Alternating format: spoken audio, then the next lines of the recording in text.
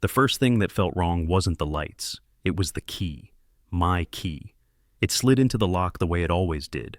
But when I turned it, the bolt didn't click. The door was already unlocked. For a second, I just stood there on the porch, suitcase at my feet, trying to remember if I'd left it that way. The neighborhood was quiet, too quiet for a Saturday afternoon.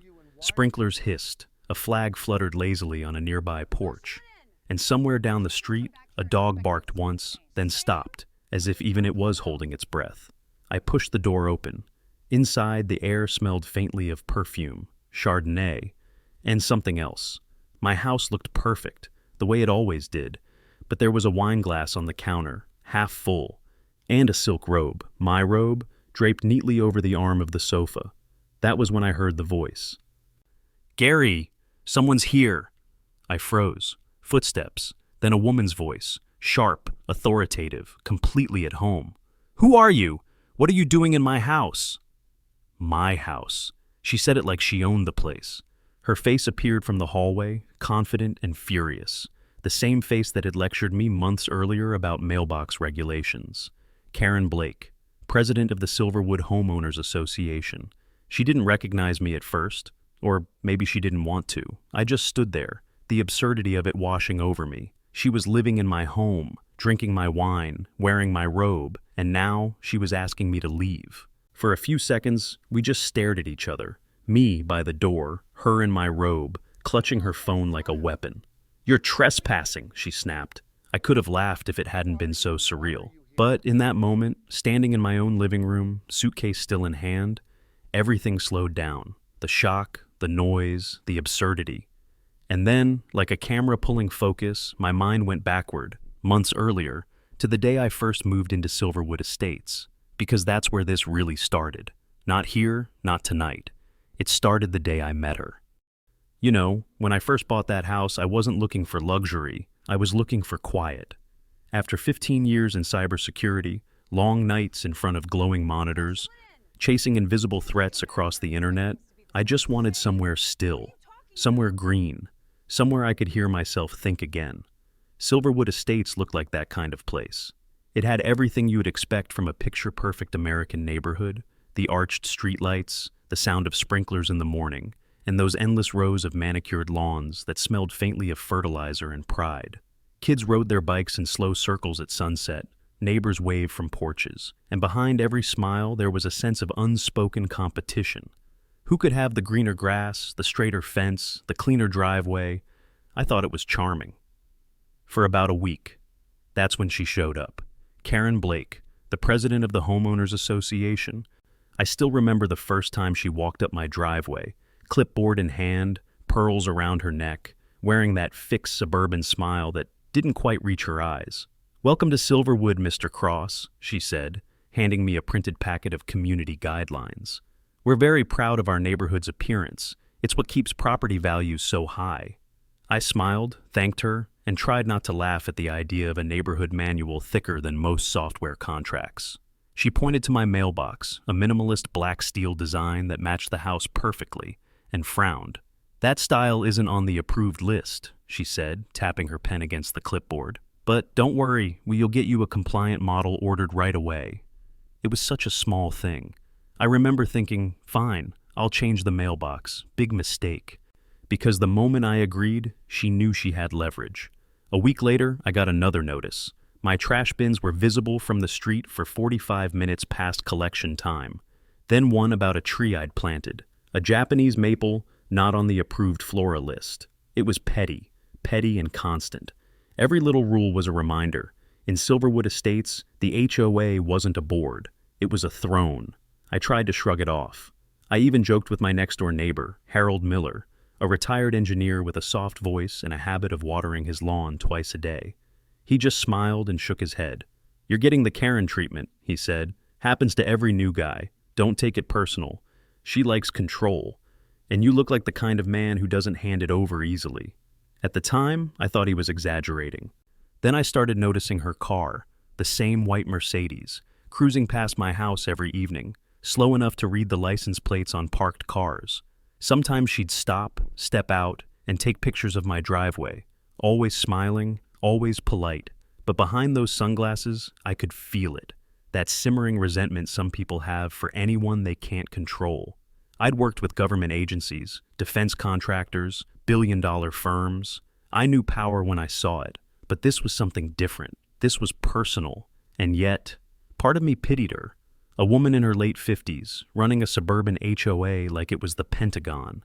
Maybe it gave her purpose. Maybe it made her feel important in a world that had stopped paying attention. So I let her have her little victories. The mailbox, the tree, the trash bins. I didn't realize then that every time I gave an inch, she took a mile. Looking back now, that's where it really began. Not with a fight, not with an argument, just a smile, a clipboard, and a rulebook thick enough to bury the truth underneath. By the second month, I started to realize that peace in Silverwood came with fine print. You didn't just live there, you complied. Karen's HOA didn't operate like a community board. It felt more like a minor dictatorship wrapped in pastel colors and polite newsletters. Every week brought a new notice. Grass exceeds height standard by 1.5 inches. Front porch lighting too bright may disturb neighbor aesthetics. Mailbox paint not reflective enough for community safety. Each one arrived in a thick ivory envelope, sealed with the HOA's gold-embossed crest like a royal decree. And every letter ended with the same line, bold, underlined, condescending. Failure to comply may result in daily fines. I used to think only government agencies could threaten you that politely. Turns out, Karen Blake could do it just as well. She'd drop by unannounced to check on progress, strolling up my driveway in her beige heels, tapping her clipboard like a metronome of control. "Mr. Cross," she'd say, "you're such a bright man. I'm sure you understand why we have rules. It's about maintaining harmony." Harmony, that was her favorite word. But in Karen's version of harmony, every blade of grass was the same length, and every homeowner knew exactly who was in charge.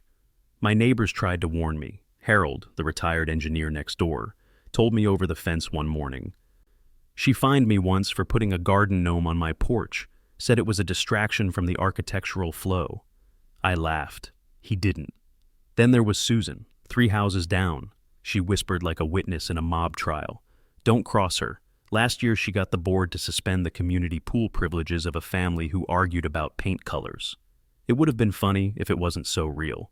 You could feel it at every neighborhood gathering, that quiet tension under the smiles, that sense that Karen was always listening. She had a way of turning normal people into anxious citizens. I watched one guy, an accountant, nervously measure the height of his hedges with a tape measure while Karen's car rolled by. It was absurd, and yet, part of me admired the efficiency. She'd built a system of fear that ran smoother than most corporate security networks I'd ever audited. Except hers wasn't digital, it was social. Psychological. That's when I started collecting data. Not because I planned to use it, but because old habits die hard. I logged every violation letter, every visit, every timestamp from her car's plate recognition camera as it passed my house.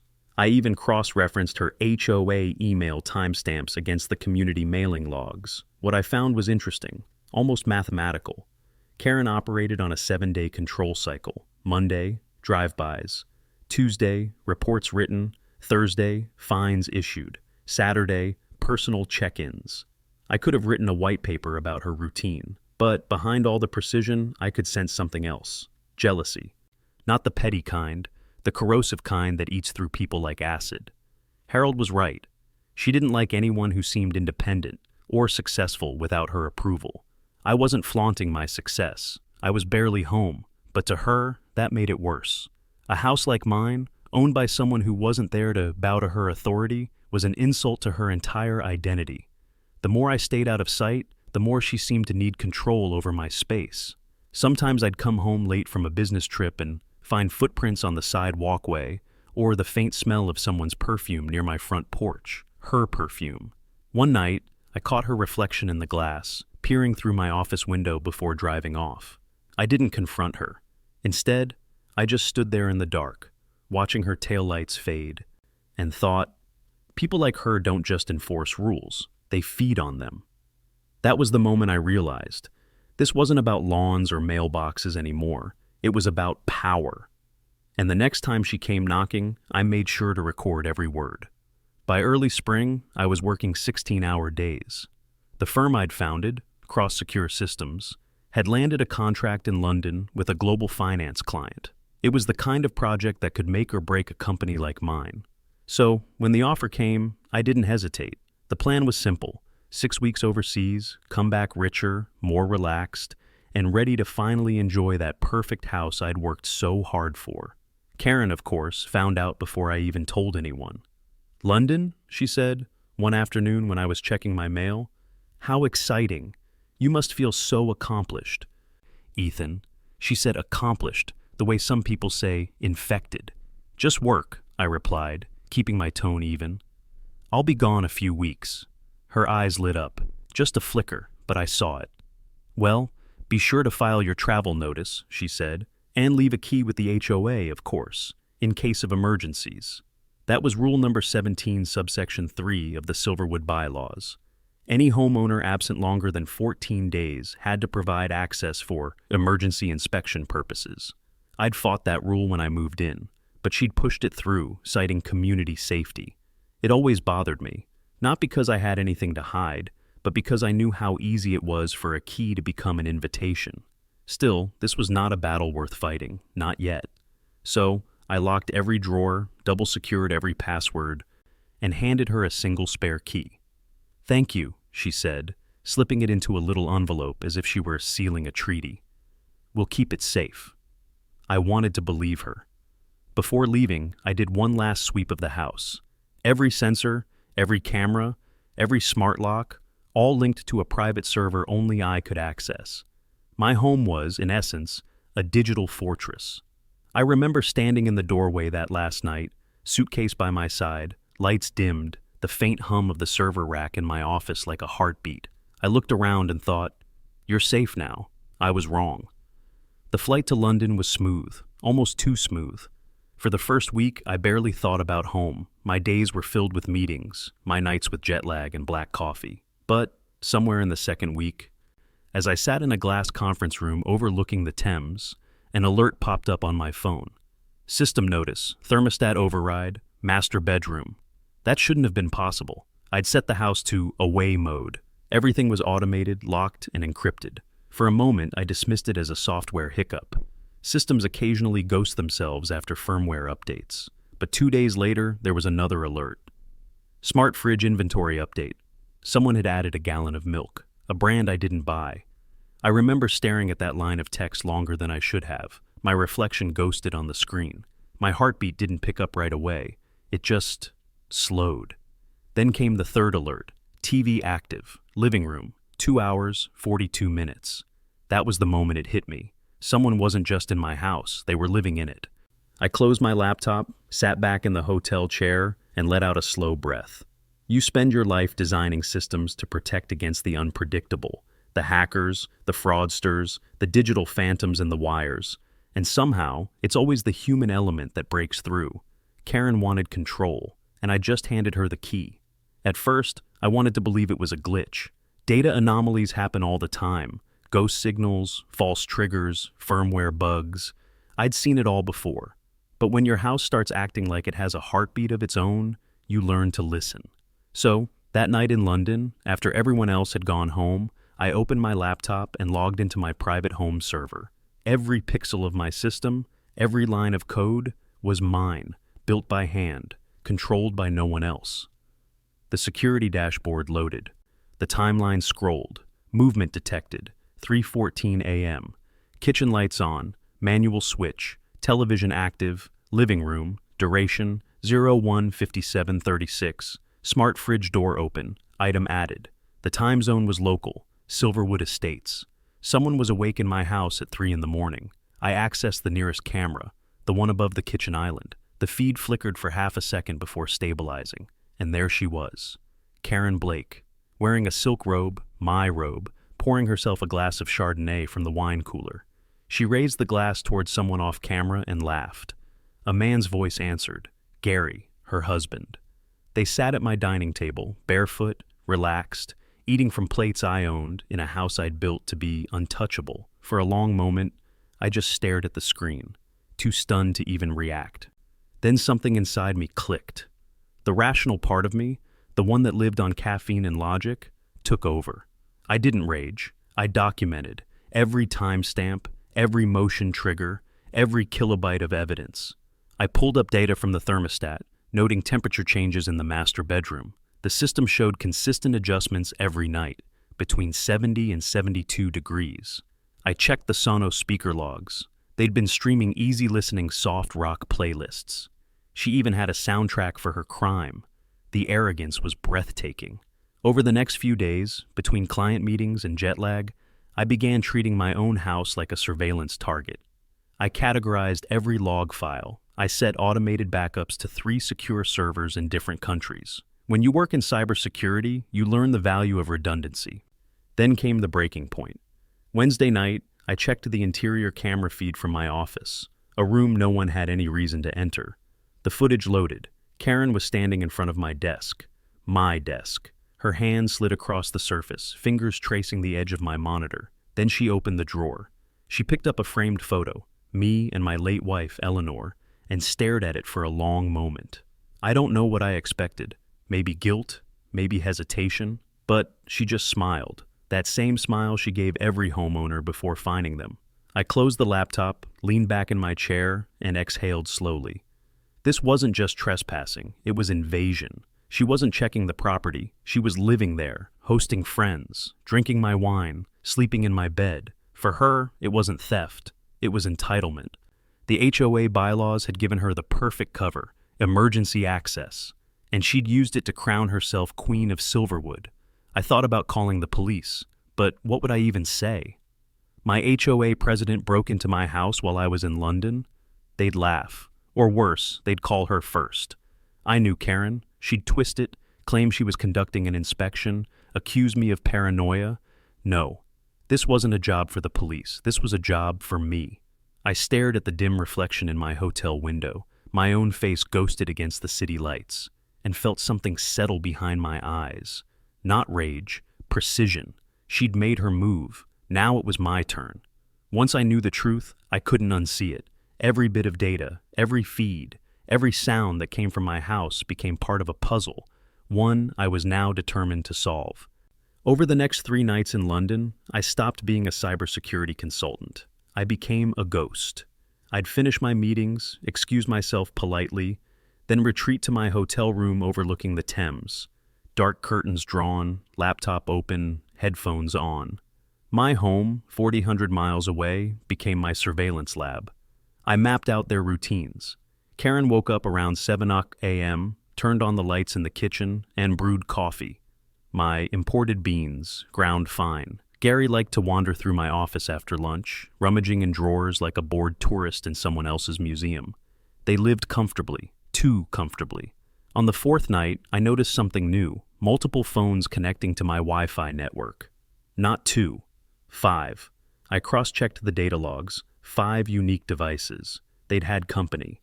The next morning's footage confirmed it. 2 couples, wine glasses in hand, sitting on my patio, toasting under the string lights I'd installed the previous fall. Karen's laugh carried through the audio feed. Well, she said, when you're on the HOA board, you get certain perks. My jaw clenched. It wasn't just arrogance anymore. It was expansion.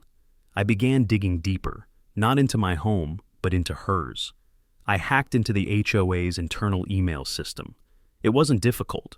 Small-town boards run on weak passwords and even weaker oversight. The deeper I went, the clearer the picture became. Karen and 3 board members had started something called the Silverwood Community Initiative, a project supposedly meant to improve neighborhood efficiency. In reality, it was a full-scale control network. They had installed new security cameras on the main roads, but the feeds were routed through Karen's home router. They'd pushed for digital keypads on mailboxes, giving the HOA emergency access. And, this one hit hardest, they were encouraging long-term residents who traveled often to temporarily transfer maintenance rights of their homes to the HOA. Meaning, if you left for more than 2 weeks, Karen and her inner circle could legally enter, inspect, and occupy for community operations. It was brilliant, in a deeply twisted way. She wasn't just abusing power, she was consolidating it. Harold had once told me she'd been HOA president for almost a decade, always re-elected, always unopposed. Now I understood why. She controlled the ballots, the meetings, the perception. And when you control the narrative, you control everything. I gathered screenshots of every document I found. Every transaction from the HOA account labeled maintenance reimbursements. Tens of thousands of dollars were moving quietly each quarter, most of it ending up in shell accounts linked to Karen's husband. It was a suburban coup, a quiet takeover hidden behind freshly mowed lawns and quarterly newsletters. I felt anger, but it was a cold, surgical kind of anger.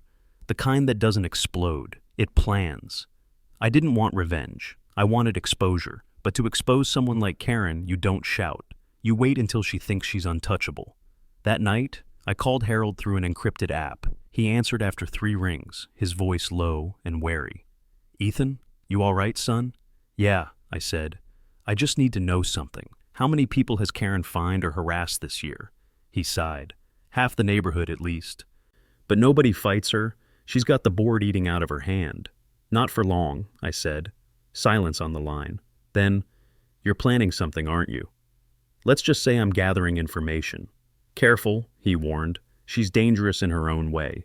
She ruined a man here years ago, said he was violating property codes, nearly bankrupted him." I smiled faintly, unseen. "Then she's going to hate what's coming next." After we hung up, I sat in the dark, fingers steepled, thinking. The data was airtight, but it wasn't enough. I needed her caught in the act. And to do that, I'd have to get closer, much closer. So I set the plan in motion. I booked my return flight 1 week earlier than scheduled. And with that, the game shifted. From then on, every move she made was being recorded, archived, duplicated, and stored in 3 separate encrypted vaults. Karen Blake thought she was running a neighborhood empire. She had no idea that she was already living inside my system. And the moment I stepped back onto Silverwood soil, her kingdom would start to crumble, line by line, bite by bite, until the only thing left of her rule was evidence. I landed back in the States a week earlier than anyone expected. Not even my staff knew. I didn't drive home straight from the airport. Instead, I rented a white utility van, the kind you see parked outside office buildings, and met my friend Nick Hollis in a coffee shop near the interstate. Nick and I went way back. He'd been with me during my agency days, one of the few people I trusted with both a secret and a soldering iron. He slid an envelope across the table. Inside were a company badge, a reflective vest, and a folded uniform shirt with Metro Tech Solutions stitched over the pocket. "You sure about this?" he asked. "You could just hand the footage to the cops." I shook my head. "She's too careful. She'll spin it. I need her caught in the act." Nick exhaled through his nose, then smiled.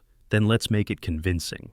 By that afternoon, the van bore a full vinyl decal, Metro Tech Solutions, Community Security Services, Authorized Contractor, the kind of logo no one ever questions. That evening, I called the HOA office from a disposable phone, running my voice through a modulation filter. "This is Kyle from Metro Tech. We'll be on site Friday to recalibrate the security displays, part of your community initiative rollout." Karen's voice came through the line, crisp and approving. "Oh, perfect timing. We're hosting a board meeting at one of our model homes that day. You can start there." "Of course," I said. "I'll bring the tools." Friday arrived bright and painfully normal. Sunlight spilled across Silverwood Estates, that same quiet perfection that always hid the cracks beneath. I pulled into the neighborhood behind a landscaping truck and drove slow, steady, like I belonged there. My heart didn't race. It never does when I'm working. What I felt was focus, pure, cold, familiar. Karen's white Mercedes was in the driveway.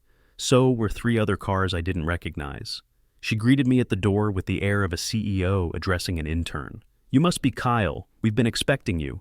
She didn't recognize me. Maybe it was the beard I'd grown, or the mirrored safety glasses, or the fact that people like Karen never really look at anyone they think is beneath them. "Yes, ma'am," I said, tipping the cap. "Just need to check the system connections." "Splendid," she said. "Make sure the main display in the living room's ready before the meeting starts. We're using it for presentation material." Presentation material. She was going to brag about her little empire, using my house as the stage. Perfect. I carried a small black case inside. To her, it looked like a toolkit. In reality, it was a portable relay, a bridge between her network and mine. Within minutes, every camera and microphone in that house belonged to me again. While she busied herself in the kitchen arranging fruit trays, I moved from room to room, scanning devices, pretending to calibrate sensors. In the hallway, I heard voices from the living room. "We'll propose the next phase to the board next month," Karen was saying. "Once we have control of the bylaws, no one can challenge enforcement." A man answered. "And the funding?" "Already diverted. The maintenance accounts, Gary handled the transfers." I smiled faintly. "Gotcha." Then came a sound behind me, footsteps. One of the younger board members had doubled back to grab a folder. He frowned. "What are you doing back here?" I held up my scanner. "Signal interference. Should only take a second." He grunted and left. Close. Too close. I finished the sweep, rejoined my relay system, and stepped outside under the pretense of calling my supervisor. Nick's voice crackled softly through the earpiece. "Everything set?" "Every word she says is recording now," I murmured. "She's planning something bigger, Nick. A full takeover." "Then you've got her." "Not yet," I said. "I want her to see who really owns this place." As the afternoon stretched toward evening, neighbors began arriving for the HOA's executive meeting. The smell of catered food drifted down the street. Cars lined the curbs, their doors slamming in polite succession. From the van, I watched through a live feed, Karen at my dining table, pouring wine, laughing like she'd earned it. The stage was set. In a few hours, she'd stand before that massive living room screen to address her loyal subjects. And when she did, that screen would play something else entirely. By the time the sun went down, Silverwood Estates looked like a postcard, warm porch lights glowing, the air thick with barbecue smoke and overwatered lawns. Inside my house, it looked like a boardroom. Karen sat at the head of my dining table, her pearls glinting under soft chandelier light. Around her, 5 HOA board members murmured over printed charts and wine glasses. None of them knew that every light fixture, every speaker, and every motion sensor in that house was now part of my network again. I watched it all unfold from the front seat of my van, laptop open, screens flickering in the dark like a miniature command center. My relay device inside had done its job. The house was transmitting live data through an encrypted tunnel straight to me. Audio, video, temperature, movement, every breath they took. I wasn't just watching them, I was inside the house again. Karen was talking about phase 2 of the initiative. Her tone was confident, smooth, the kind of confidence that only comes from believing you're untouchable. "Once the revisions to Section 14 are passed," she said, "the HOA will have final authority over property inspections. That means we can enter any home for any maintenance concern." A balding man in a tan blazer asked, "You mean we could legally inspect houses even when people are home?" Karen smiled. "Exactly. It's about safety, Richard, liability coverage. It's in everyone's best interest." I zoomed in on her face, the confidence, the calm, the quiet hunger for control. I'd seen that look before, in boardrooms, in politics, in tech startups that thought they were gods. Power always looks the same right before it collapses. I pressed a few keys, marking timestamps, labeling data clips. Every incriminating line was getting logged in real time. Then, through the mic feed, I heard something that froze me. "What about the Cross house?" someone asked. Karen chuckled. "Oh, Ethan Cross? Don't worry. He's still overseas. I checked his itinerary myself." "You're sure?" "Absolutely. He's predictable. Schedules every minute like a machine. I'll be out before he's even on the plane." I leaned back in the van seat, staring at the screen. Predictable. She'd made the mistake of underestimating the one thing I control better than anyone: timing. In the background, I could hear wine pouring, laughter echoing through the hall. She clinked her glass against the others. "To community integrity," she said. I recorded it all. Then I moved to phase 2. Through the system interface, I switched from passive monitoring to active control. The lights dimmed by 10%. The thermostat ticked up exactly 1 degree. A faint hum ran through the wall speakers, a low electrical tone that no one consciously noticed, but that the microphones did. Those fluctuations were my signature, proof that the data was authentic and untouched. In court, they'd stand as digital fingerprints of real-time recording. It wasn't enough to expose her. I needed an airtight case. I activated a hidden subroutine in the security software, Odin Protocol. It began compiling a master archive, 4K video, layered audio, metadata, timecode encryption, all synced perfectly. Every word Karen said that night would exist in triplicate across 3 continents. Around 9:30 p.m., the meeting shifted from planning to gossip. Karen loosened up, bragging to the others. Honestly, this whole neighborhood would fall apart without me. People need rules, structure, discipline. One of the men laughed nervously. You sound like a drill sergeant. Someone has to be. Her phone buzzed. She glanced down and smiled. Gary's checking in. He says the model home looks perfect. You should see it. It's practically his dream place. My stomach turned. She was talking about my bedroom. I pressed another key. Audio clip saved. 9:34 p.m. Subject referencing illegal occupancy. The rest of the night was more of the same. Karen holding court, weaving lies about how grateful the residents were, about how she was protecting the neighborhood. I didn't stop recording until nearly midnight. When the last of them left, she lingered on the porch, waving goodbye to her followers like a queen bidding farewell to her court. Then she stepped back inside, closed the door, and poured herself another glass of wine. Through the mic, I heard her hum softly, an old tune, familiar and haunting. For a strange moment, I felt something almost like pity. People like Karen build cages for others, never realizing they're the ones locked inside. I shut the laptop. The operation was complete. Everything I needed, every sound, every lie, every act of arrogance, was now documented in a way no lawyer could twist. She'd spent months turning my home into her headquarters. Now, it was my evidence vault. Tomorrow, I'd walk right through the front door, not as a victim, but as the man holding the detonator. Saturday evening came like a storm hiding behind sunlight. The invitation had gone out days earlier. Community Leadership Assembly, it said, embossed with the HOA's gold seal. Karen wanted a show of power, and she always chose the biggest stage available, my living room. By 6 p.m., cars lined both sides of Cypress Lane. Lawn chairs appeared on curbs. People who usually avoided HOA meetings showed up just to watch. Everyone knew that something was brewing. From my vantage point down the street, inside the van, I watched them arrive one by one. The petty enforcers, the timid followers, the curious neighbors. Harold, my old friend, caught my eye as he walked past. He didn't say a word, but the faint nod he gave me was enough. He knew. I checked my laptop. The relay inside the house was live. Cameras synced, audio perfect. Everything was ready. 6:17 p.m. Karen entered, dressed like she was attending a press conference. A cream blazer, pearls, heels that clicked like punctuation marks on the hardwood floor.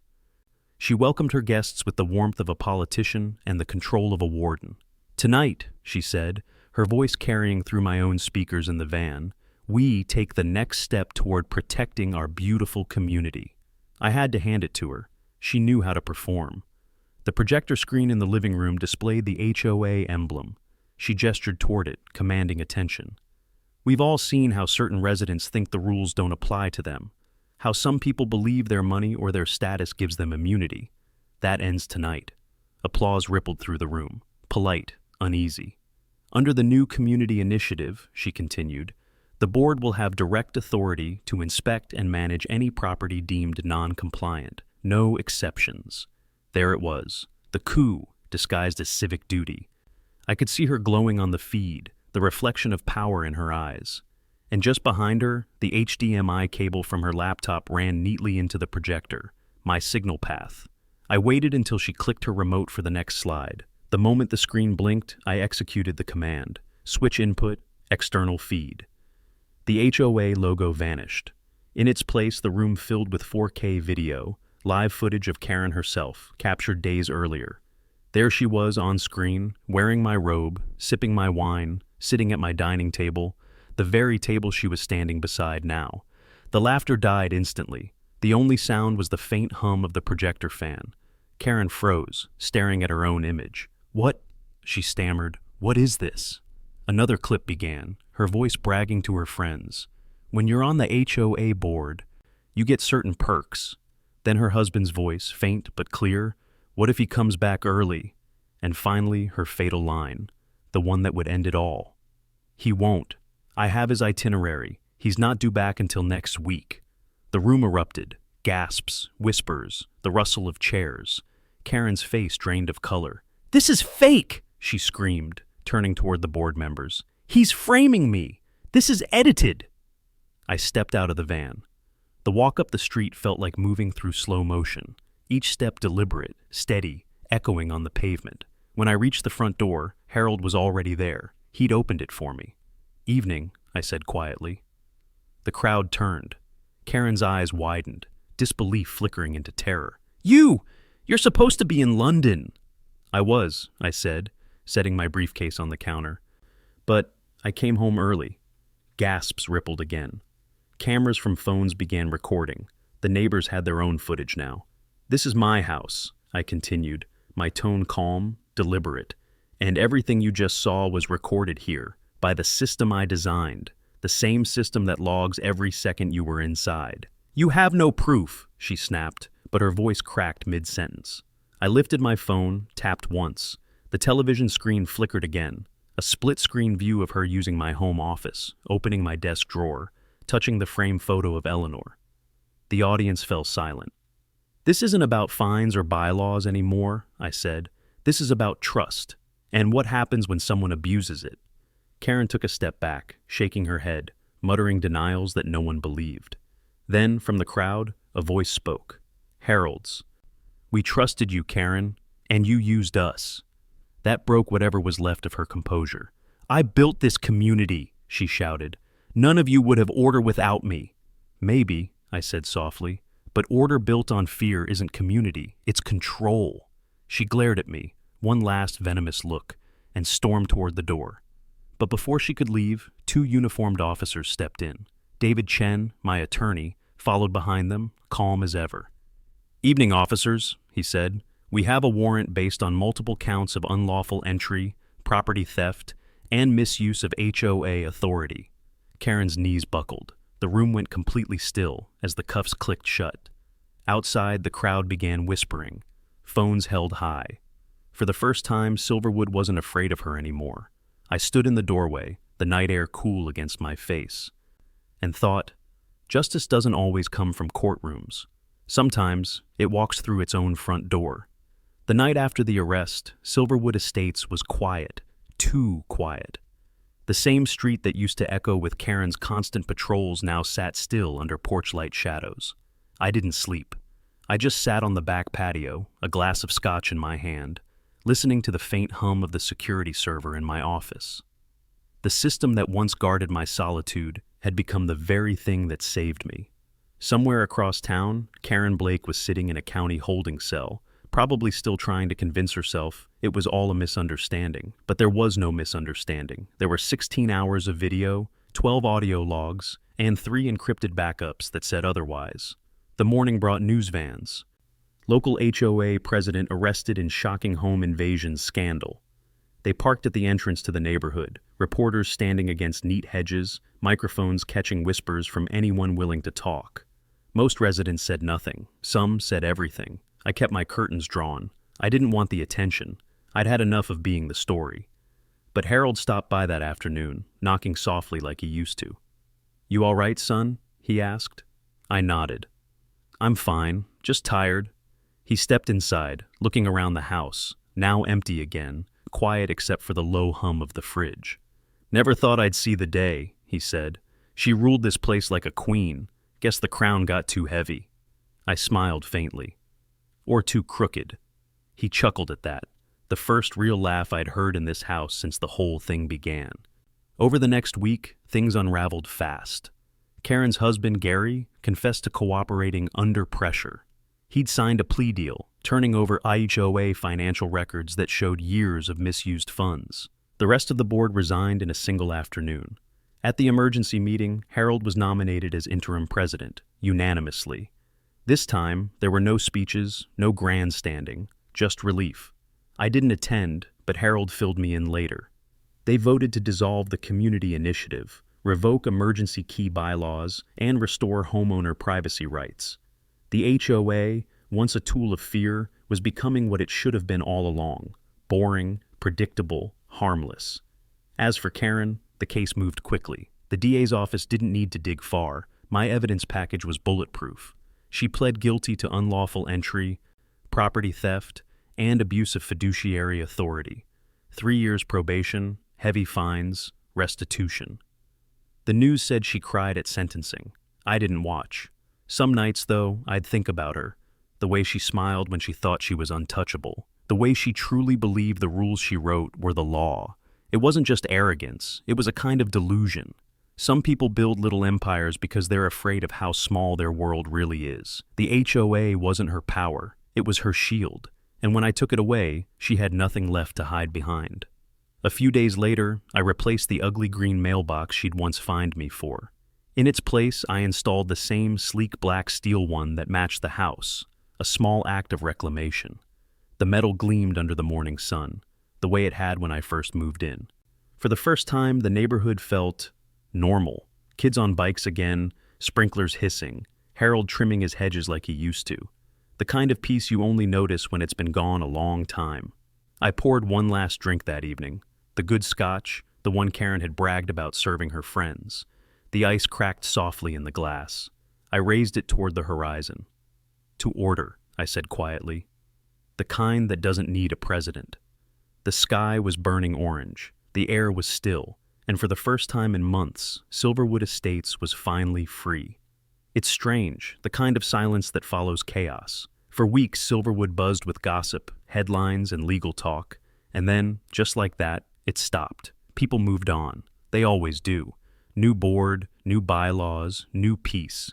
The lawn still looked perfect. The lights still flickered on at sunset. Kids still raced bikes down Cypress Lane like nothing had ever happened. But for me, the quiet wasn't comfort, it was memory. I'd wake up some nights, half expecting to see the glow of my security feeds on the laptop, to hear the faint echo of Karen's voice, sharp and entitled, drifting through the speakers. Old habits die hard, especially when those habits saved your life. I left most of the surveillance system intact, but I changed the rules. No more constant recording, no more data hoarding. Just quiet oversight. A silent guardian, not a paranoid prison. Harold stopped by now and then. He liked to say the neighborhood finally felt human again. Less fear, more laughter. He asked if I ever planned to sell the house. Maybe someday, I said, but not yet. Because leaving would feel too easy, like running away before the lesson was finished. Karen's story, our story, was never just about one woman or one HOA. It was about control. The kind that hides behind good intentions and polished smiles. The kind that starts with a clipboard and ends with a key to your life. People like her exist everywhere, in offices, in governments, in neighborhoods that look safe. They thrive on the silence of others. But silence is just another form of surrender. I learned that the hard way. I let her find me. I let her dictate the mailbox, the tree, the paint on my door. Each small surrender made her stronger, until she mistook compliance for weakness. And that's the thing about control. Once people believe they have it, they forget it can be taken back. The night she was arrested, as the officers led her to the car, I remember her looking at me like I'd betrayed some sacred bond. But I never owed her obedience. I owed her truth. The truth is, freedom isn't loud. It doesn't come with banners or speeches or flashing headlines. It comes quietly, like air returning after a storm. Sometimes, justice isn't about punishment. It's about balance, about putting things back where they belong. I thought a lot about Eleanor during those weeks. She used to tell me, technology's just a mirror, Ethan. It shows who we really are when no one's looking. She was right. My systems didn't just record a crime. They revealed a person. A woman so desperate to matter that she built an empire out of fear. I like to think she's somewhere quiet now, far away from all this, maybe learning what peace really means. As for me, I still live here, still drink my coffee on the same back patio, still listen to the sprinklers hiss in the mornings. The world moves on, but sometimes I catch glimpses of the past. A white Mercedes in traffic, a pearl necklace in a store window. And I remember, not with anger, but with understanding. Because the truth about order is that it can't be forced. The moment you try to control everything, you lose what makes it worth protecting. So, now when I walk through this house, my house, I let it be imperfect. A mug left on the counter, a leaf blown across the porch, little signs of life, little reminders that freedom, real freedom, is messy. And that's the beauty of it. I take another sip of coffee, the morning sun spilling across the floor, and I smile. The world outside feels steady again. No watchers, no warnings, just the soft, steady rhythm of home. It arrived on a Tuesday, no return address, just my name, printed neatly in blue ink. The envelope was plain, government issue, the kind they hand out in correctional facilities. I knew who it was from before I opened it. For a long time, I just sat there, staring at it on the kitchen counter. The sunlight hit it at an angle, throwing a narrow beam across the table, the same table where she'd once sat, laughing like she owned the place. I picked it up, turned it over, and broke the seal. The paper was thick, folded twice. The handwriting was small but careful, almost formal. "Mr. Cross," it began. "I imagine this will come as a surprise. The courts required me to write a letter of acknowledgement to those affected by my actions. But that's not why I'm writing. I've had a lot of time to think. Too much time, maybe. I want you to know that I understand now. Control isn't leadership. It's fear. And fear, once you let it steer you, doesn't stop until it ruins everything. You were right to stop me, even if I hated you for it then. I still don't know if what I felt was anger or shame, maybe both. Maybe that's what justice is, the point where pride and truth finally meet. I won't ask for forgiveness. I know I don't deserve it, but I do hope you find peace in that house again. Tell Harold I'm sorry for the gnome. K. Blake." I read it twice. The second time, slower. There was no bitterness in her words, no excuses, just exhaustion, the kind that comes after realizing you were never in control to begin with. I folded the letter carefully, slid it back into the envelope, and set it in the drawer beside Eleanor's photo. Not as a trophy, not as a warning, but as a reminder that even tyrants are human once they fall silent. Outside, the neighborhood was quiet again. Harold was walking his dog. The air smelled faintly of jasmine and wet pavement. Somewhere, a sprinkler clicked on. I watched the sunlight crawl across the floor, soft, golden, ordinary. For the first time, I realized how fragile all of this really was. Not just the house, or the rules, or the peace, but the balance between trust and control.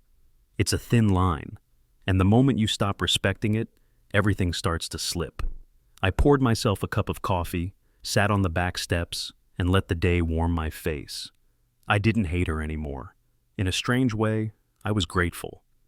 Because without her, I might have kept believing peace was something you protect. Now I know. It's something you practice. Every day. In the little things. A wave to a neighbor. A mailbox left unmeasured. A rule left unwritten. I leaned back, eyes half closed, listening to the hum of ordinary life. Somewhere, a child laughed. A door closed. A bird landed on the fence. It all sounded like freedom. And maybe that's what Silverwood had needed all along. Not control, not fear, not power, just space to breathe. I took another sip of coffee, smiled to myself, and whispered quietly into the morning air, "Goodbye, Karen."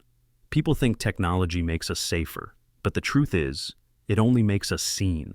I built systems to watch everything, networks, data streams, lives measured in numbers and graphs. And somewhere along the way, I started believing that if I could just record enough, I could understand everything. But what I learned in Silverwood is that control doesn't equal understanding. You can map every motion, every word, every pattern, and still miss the one thing that makes people unpredictable, the soul, the part that breaks rules, the part that loves, lies, regrets, and forgives, the part no algorithm will ever pin down. Karen thought power came from control. I used to think the same, just with cleaner code and better encryption. But in the end, we were mirrors of each other, both afraid of chaos, both trying to build a world we could manage. Hers was made of paper bylaws and social fear. Mine was built from firewalls and code. Both failed for the same reason. People aren't systems. They don't run on logic. They run on longing, fear, pride, hope. And that's what makes them dangerous and beautiful. These days, I still work in cybersecurity, but I spend less time hunting threats and more time teaching companies how not to become them. Because control, unchecked, turns everything it touches into a weapon, even good intentions. Harold likes to say Silverwood finally feels alive again. Messy, imperfect, human. Maybe that's the best kind of order, the kind that breathes. I still get letters sometimes. Clients, old friends, people who read about the HOA incident online. They want to know what really happened. I tell them the truth in a sentence that always makes them pause. A security system didn't catch her. Humanity did. The rest, the cameras, the files, the servers, those were just tools. But the real defense was something simpler: patience, empathy, and a refusal to stay silent. That's what keeps neighborhoods and people safe. Not surveillance, not fear, just awareness. Awareness that power, even in small doses, changes the way people see themselves. It can make them kind or cruel. I saw both sides of it, and maybe, in some way, I needed to. Because when you live behind screens long enough, you start to forget that what you're protecting isn't data. It's people, not perfect ones, just people. The ones who wave when they pass your house. The ones who argue about fence lines and flower colors and parking spots. The ones who make the noise of living. I finish my coffee, set the cup down, and walk to the window. The neighborhood outside glows in the late morning sun. Calm, ordinary, alive. No alerts, no sirens, just the sound of life, running without supervision. And for the first time in a long time, I don't feel the need to watch. I just let it be.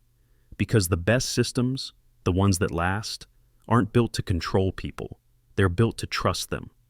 The house stands quiet again. Late afternoon sunlight filters through the glass, spilling gold across the floorboards. The hum of the server in my office fades as the system cycles down for the night. One by one, the status lights blink off, green to amber, amber to black. But the last camera stays on. Its lens glows faintly, capturing the empty living room, the same room where everything began. No Karen, no board, just silence, soft and whole. The screen on my desk flickers. The feed pans slowly. The kitchen, the hallway, the patio. Each place carries its own ghost. Laughter, arguments, justice served. Then the camera pauses at the front window. Outside, children play. The sound of their laughter drifts through the speakers, bright and distant. Harold walks his dog past the hedge, waving at someone unseen. The neighborhood breathes again. I close my laptop, slip the key into my pocket, and take one last look around. Everything's back where it belongs, but I know better than anyone that nothing ever truly resets. The camera lens focuses once more, this time on the open door as I step through it. For a second, the frame holds still. Then the automatic system prompts quietly, "Would you like to shut down?" I smile faintly. "No," I whisper. "Keep watching, just in case." The screen fades to static. Then darkness. The system sleeps, but the story stays. If you've been following this story till the end, thank you.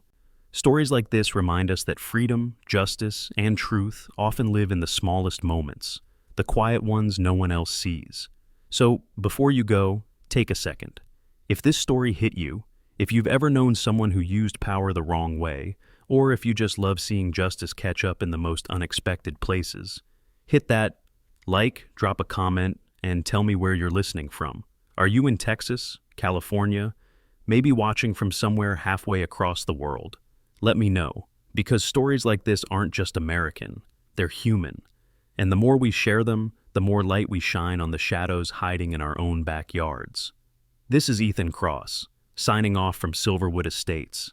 Until next time, stay aware, stay kind, and never stop watching the Watchers.